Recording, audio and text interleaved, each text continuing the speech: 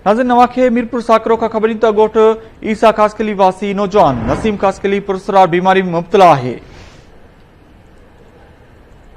अवांखे ॿुधायूं त नौजवान जो हिकु पैर अटकल ॿ मण वज़न करे वियो आहे। वारस परेशान आहिनि, वस वारनि खे इलाज जी मदद जी अपील कई वई आहे। अवांखे अहम ख़बर ॾियूं मीरपुर साकरो खां त ॻोठ ईसा खासकली वासी नौजवान नसीम खासकली पुरसरार बीमारी में वठिजी वियो आहे।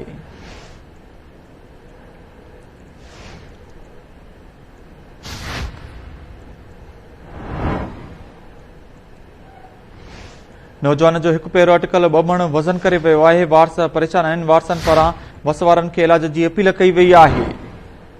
इन हवाले सां वधीक तफ़सीलनि लाइ असां लाइन ते मौजूद आहे KT news reporter Ijaz Sheikh. जी इजाज़, अपडेट कजो। जी ज़ुबैर, मीरपुर साकरो तेलके साकरे जे यूनियन काउंसिल ककड़ान जे ॻोठ ईसा खासकली जे रवासी 17 सालनि जो नौजवान नसीम खासकली जेको आहे उहो जेको के ख़ासि मर्ज़ में मुब्तला आहे। बीमारी सबब साॼे पैर तमामु घणो वज़न करे वियो आहे। अंदाज़न 2 मण पैर वज़न करे वियो आहे। गुरबत सबब इलाज करण खां क़ासिर आहे। संदसि इलाज करण लाइ मदद जी अपील कई वई आहे। नसीम खासकली तमामु घणो टैलेंट आहे, पढ़ाईअ सां चाह रखंदड़ नौजवान आहे। कंप्यूटर लैपटॉप ऐं मोबाइल जो वॾो माहिर आहे। संदसि पैर जे बीमारी बिस्तरे भेड़ो करे छॾियो आहे। पाण पंहिंजे हिम्मत सां न उथी सघे थो, न वेही सघे थो।